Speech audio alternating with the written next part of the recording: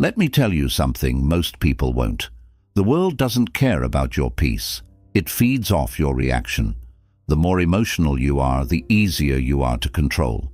The more you care what people think, the more they own you.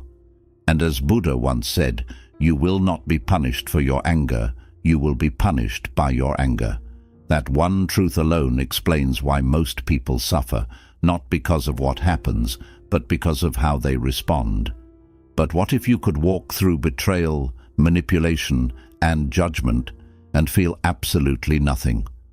What if no one could shake your peace, not even life itself? Today, we're diving into 10 brutal yet liberating Buddhist principles that will make your mind untouchable. These aren't soft, sugar-coated ideas. These are hard truths, and they'll set you free. 1. People use you until you stop letting them. It's a hard truth, but one you need to hear. People will continue to take advantage of your kindness for as long as you allow it. The more you give without setting boundaries, the more others begin to expect, and eventually they stop appreciating it.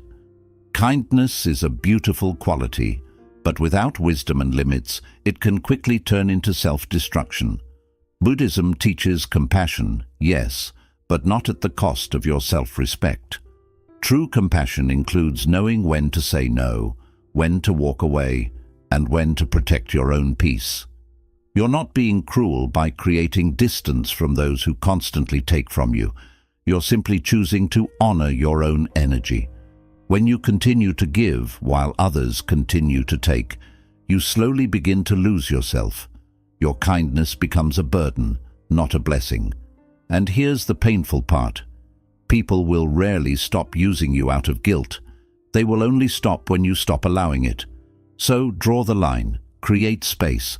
Respect yourself enough to recognize when someone is only around for what you can do for them. You are not here to be everyone's emotional dumping ground or personal problem solver. You are here to grow, to heal, and to protect the light within you. Remember, protecting your energy is not selfish. It's sacred, and no one else is going to do it for you. 2. Your emotions are being used against you. Most people don't realize this, but your emotions are one of the easiest ways for others to control you. The moment someone knows what triggers you, what makes you angry, insecure, jealous, or desperate, they can push those buttons anytime they want. And once they can control your emotional state, they can control your behavior, your decisions, and even your peace. Buddhism teaches us not to suppress emotions, but to observe them without attachment. When you react blindly, you're handing your power over to whoever triggered you. Think about it. How many times have you said or done something you later regretted, simply because someone got under your skin? That's not power, that's emotional slavery. The world is full of manipulation, from social media to toxic relationships to environments designed to provoke strong emotional responses. Why? Because emotional people are easier to control. Fear, anger, jealousy, and desperation can cloud your judgment and lead you down a path that isn't even yours. To stay mentally unaffected, you must become emotionally intelligent.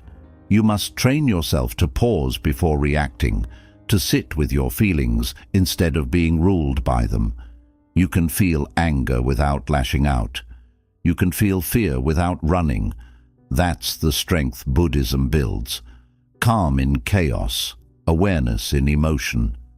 Remember this, the more emotionally reactive you are, the more easily you can be controlled. But when you master your emotions, no one can use them against you. You become unshakable, and that is true mental freedom. 3. Kindness without power is self-destruction. Kindness is one of the most respected virtues in Buddhism. But kindness without strength becomes a weapon used against you. The world doesn't always reward those who are nice. In fact, it often tests them. If you're constantly kind to others while allowing them to walk all over you, you're not being spiritual.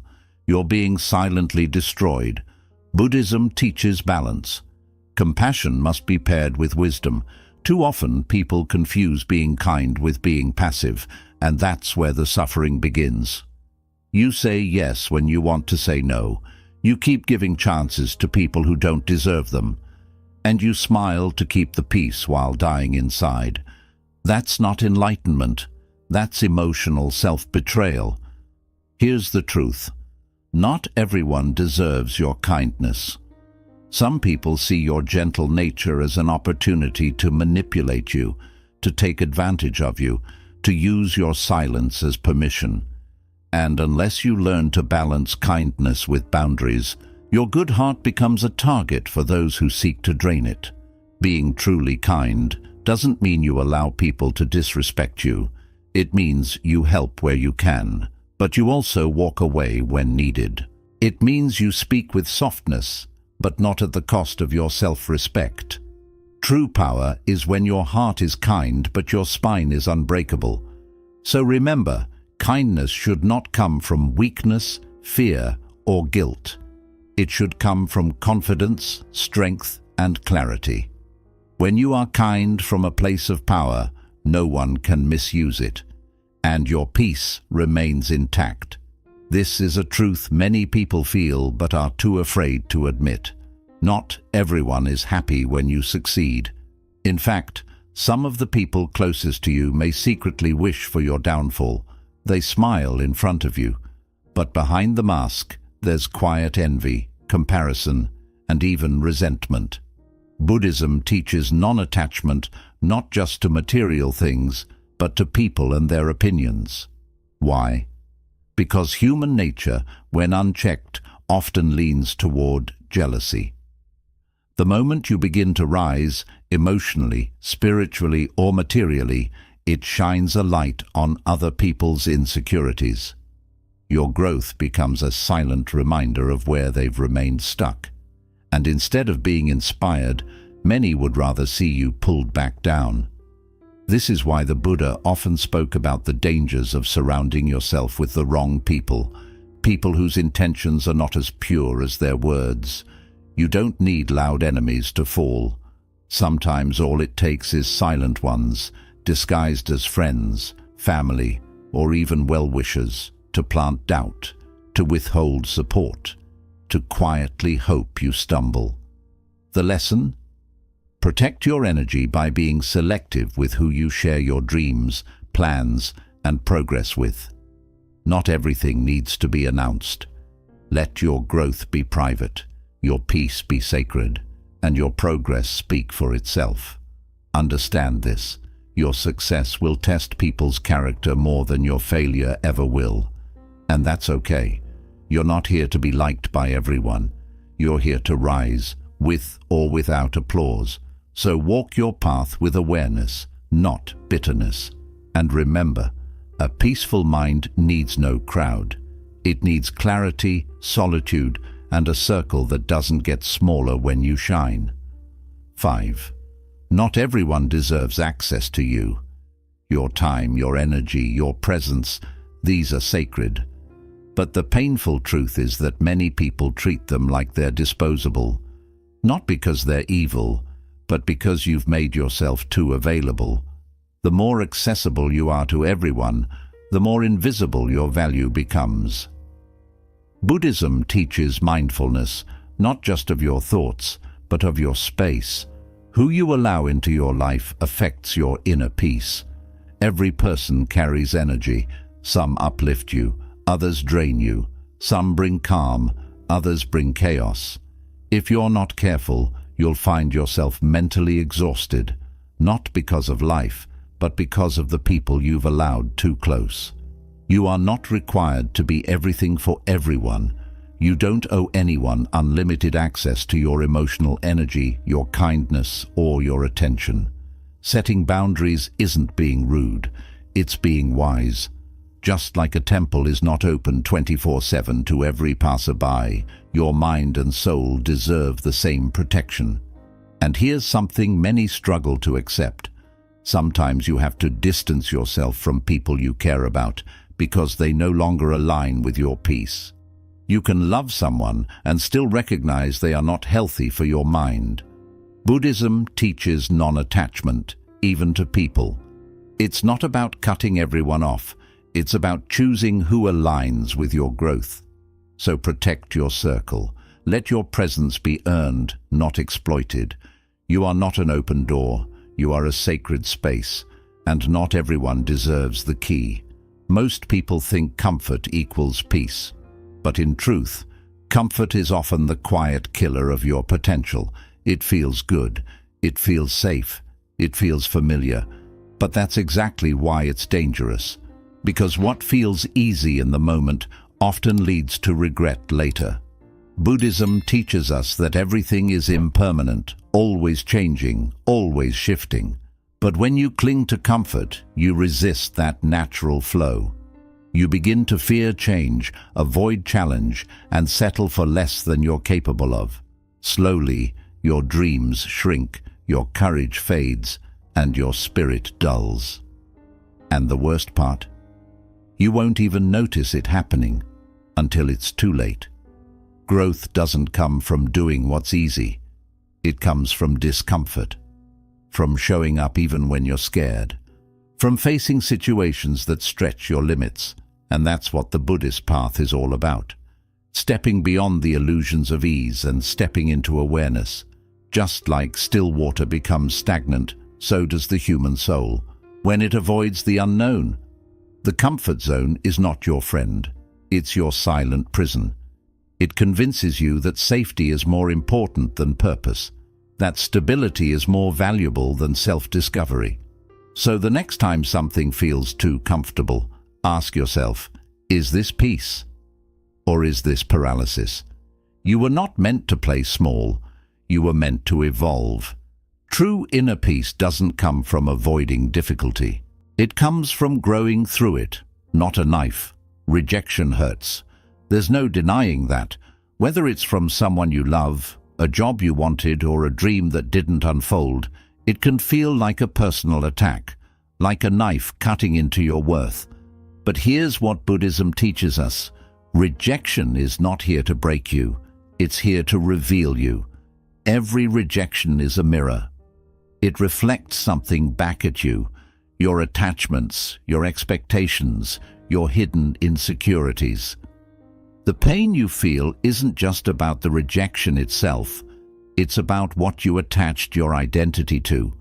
You believe that without this person or this opportunity, you were less. And that's where suffering begins. Not from the event, but from how deeply you tied your self-worth to it. Buddhism teaches non-attachment, and this applies especially to outcomes and validation. When you're attached to a specific result, rejection feels like failure. But when you detach and see rejection as guidance, not punishment, everything changes. You begin to realize that what didn't work out may have saved you, that closed doors protect you just as much as open ones do. Rejection also teaches you who you are without external approval. It strips away the illusion and forces you to confront your raw, unfiltered self. It asks, can you still value yourself even when the world doesn't? Can you still walk forward even when others walk away? This is where your power begins. Not in being accepted, but in accepting yourself when no one else does. So the next time you're rejected, don't let it stab your self-worth. Let it reflect your strength. Let it reveal where your healing still lives. Let it remind you, you are not here to fit into every place. You are here to grow into the right one. At some point in your life, you started seeking approval. Maybe as a child, trying to win a parent's attention. Maybe at school, trying to fit in. Maybe now, scrolling endlessly, hoping someone will like, comment, or applaud your existence. It starts small, harmless even, but it grows silently. And before you know it, your self-worth isn't coming from within anymore. It's coming from outside sources that you can't control. That's the danger.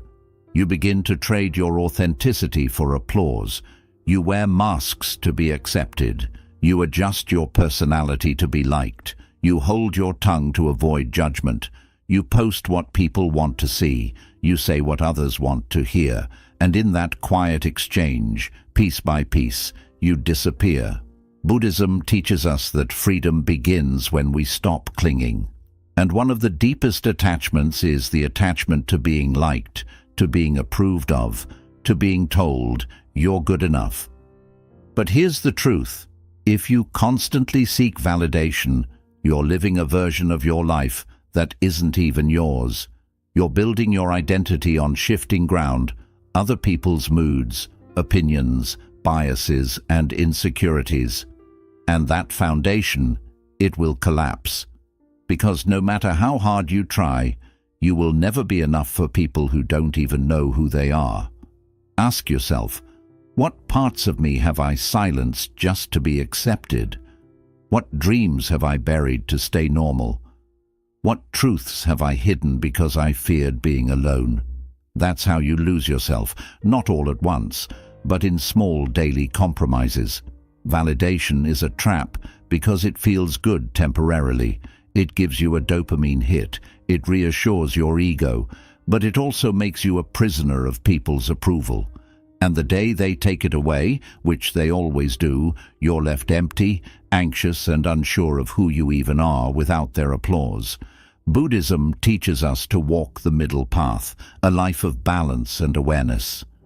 It doesn't say we shouldn't appreciate praise, but it warns us not to become dependent on it.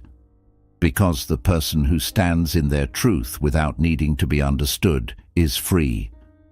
The day you stop chasing validation is the day you begin to heal. You begin to speak your truth, even if your voice shakes. You begin to live your purpose, even if no one supports you. You begin to dress, think, speak, and exist in alignment with your soul, not society. And that right there is where peace begins. You don't need to prove anything to anyone, not your worth, not your intelligence, not your goodness, not your success. You are not here to be universally liked. You are here to be deeply, unapologetically, fully yourself. The moment you stop needing their approval, you reclaim your power. And the world, it might resist you at first, but eventually it will respect you, because people may like you for your performance, but they'll remember you for your authenticity. 9. Silence makes you dangerous. In a world addicted to noise, silence is rebellion.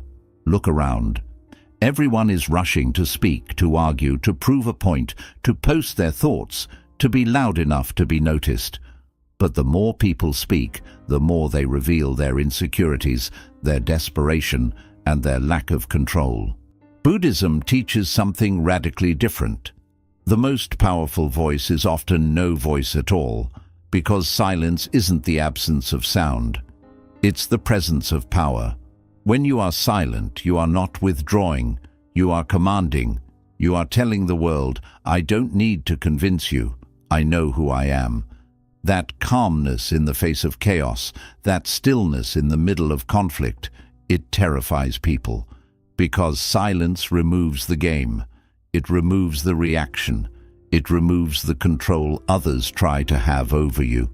You become unreadable, and unreadable people cannot be manipulated. Let this truth settle deep. The louder someone is, the more they reveal. They expose their fears, their insecurities, their emotional wounds. But the one who stays quiet, they remain in control. They reveal nothing. And in that nothing, they possess everything. That's why silence is feared. Because it forces people to deal with themselves, with their guilt, with their intentions, with the discomfort of not being able to predict or provoke you. Buddhism teaches us to respond, not react. And sometimes the best response is no response at all. Not because you're weak, but because you've elevated beyond the level of the conversation. You don't argue with fools. You don't correct every lie. You don't chase down every misunderstanding. Why? Because peace is more valuable than proving a point. When you practice silence, you protect your energy, your mind, and your spirit. You no longer waste time explaining yourself to people who never cared to understand you. You don't drain yourself defending your actions to those who've already made up their minds. You stop performing for a world that's not even paying attention. And what happens next? You begin to observe more. You begin to understand human nature more deeply. You start hearing what's not being said. You see people's motives. You recognize manipulation. You sense dishonesty without a word being spoken. Why? Because silence sharpens intuition. You move differently. You no longer react to petty drama, shallow opinions, or emotional bait. Your presence becomes rare. Your energy becomes untouchable. And your silence, it speaks volumes. It says, I don't need your validation. I am not here to argue. I choose peace over pride. I am listening, I am watching, and I see more than you think. People will begin to wonder, why aren't you reacting? Why aren't you defending yourself? Why does nothing shake you anymore? And the answer is simple. You've mastered the art of detachment. You've learned to protect your inner peace. And you've realized that not every battle deserves your sword. Because sometimes the most powerful thing you can say is nothing at all. So stop speaking to be understood. Stop reacting to be respected. Start choosing silence as your weapon. And watch how the world changes its tone when you no longer play their game. That's not silence from weakness. That's silence from mastery. If there's one truth Buddhism teaches with unwavering clarity, it is this. Clinging is the root of all suffering. Yet, we cling to everything. People, money, titles, identities, dreams, relationships, routines. As if they are permanent fixtures in a world that is always changing. But nothing is truly yours. Not your success. Not your possessions. Not even the people you love. Everything you hold today can disappear tomorrow, and often it does. This isn't meant to be depressing, it's meant to set you free. Because when you truly understand that nothing belongs to you, you stop fighting so hard to keep what was never yours to begin with. You stop breaking down every time life takes a turn. You stop begging for things to stay, and you start flowing with what is. That is detachment, and it's not cold, it's not careless, it's not giving up. Detachment is choosing peace over possession, it's loving without owning, it's working without obsessing, it's living without fearing what might leave. Imagine holding sand in your hand. If you grip it too tightly, it spills through your fingers. But if you hold it gently, it rests peacefully in your palm. That's how life works. The more tightly you try to control things, people, outcomes, situations, the more they slip away. We suffer because we convince ourselves that things are supposed to stay. But the truth, everything in this life is borrowed. Every smile, every sunset, every friend, every joyful moment, all of it is borrowed. The only question is, will you enjoy it while it's here? Or will you hurt when it's gone? The Buddha said that attachment isn't the same as love. In fact, real love lives in freedom. When you love someone but insist they stay or change or meet your needs, that isn't love. That's fear pretending to be love. True love says, I care about you, but you are free. I won't tie you down with my expectations. And this isn't just about people. It's about your goals too. You can give your best for your dreams, but don't hold on too tightly. Because when life takes another route, holding on to what could have been only brings pain. You have to be like water, able to bend, to move, to trust. Here's a truth many ignore. The harder you grip something, the more it hurts when life says it's time to let go. And life will say it. People will leave. Plans will fall through. Things will break apart. And it's not about you. It's just how life works. That's why letting go is a true spiritual strength. Not because you stop caring, but because you stop hurting from loss. You've already accepted that nothing lasts forever. So what does living with detachment look like? It means you can love someone deeply and still let them go when the moment comes. It means you can enjoy wealth without being afraid of the day it disappears. It means you can be proud of your successes, but still feel complete without them. It means you live in this world fully, deeply, and with passion, without letting it own you. And that's the real secret. When you stop clinging, you stop being controlled. You're no longer a prisoner to the things that leave. You stop falling apart when things change. You stop being broken by things beyond your control.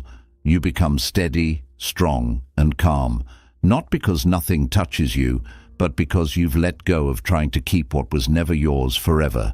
And in that letting go, you finally breathe.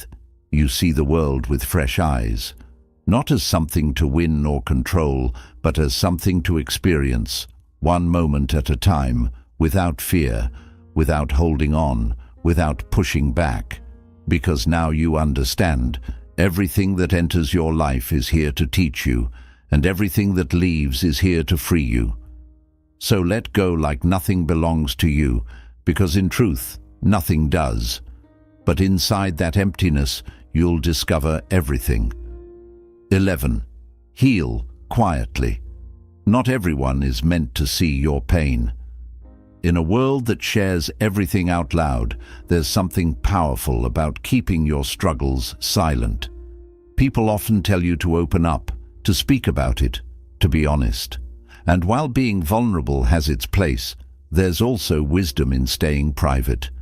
Buddhism teaches that real healing is an inner journey, a quiet, patient unfolding of the soul.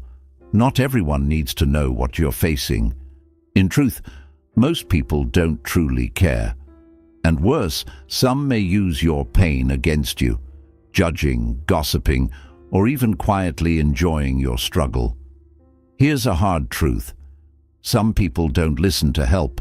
They listen to feel better about their own lives. When you share your pain with the wrong crowd, you hand them a piece of your story they might twist, mock, or misuse. You give them emotional access they haven't earned, and that can slow down your healing. Not because something's wrong with you, but because the space around you isn't safe. That's why Buddhism values retreat, reflection, and time alone. When you sit with yourself, without noise, without acting, without needing to be seen, you start to hear your own voice. You begin to sort through the pain, not through others' sympathy, but through your own awareness. You don't need the world to notice your scars or approve your healing. Some of your strongest growth will happen in silence, unshared, unnoticed, and only understood by you. Heal in silence, not because you're ashamed of your pain, but because you're guarding it like something precious. A wound like yours needs time to close. Your emotions deserve a quiet, safe place to breathe. Not everyone has earned a front row seat to your healing. And here's the shift. When you finally rise, it will be quiet, steady, complete. You won't need to explain how you got there. Your peace will speak on its own. Your energy will feel different. Your presence will grow stronger. Those who once saw you broken will sense something they can't name.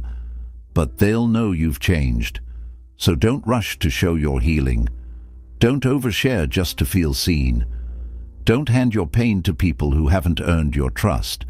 Spend time with yourself. Heal quietly. Rebuild in private, because your growth is sacred, and not everyone should witness your comeback. You don't need to shout to have strength. You don't need revenge to win, and you don't need approval to have worth. Learn these 10 truths, and you'll walk through life steady, strong, and untouched. If this gave you clarity, like, comment, and subscribe for more raw self-mastery. And let me know in the comments, which truth hit you the hardest today? Until next time, stay calm, stay focused, and stay untouchable.